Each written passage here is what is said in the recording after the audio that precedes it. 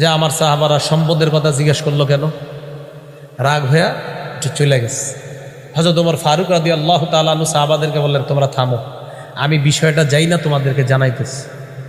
নবীজির মেজাজ খুব বুঝতেন হযরত ওমর ফারুক রাদিয়াল্লাহু তাআলা।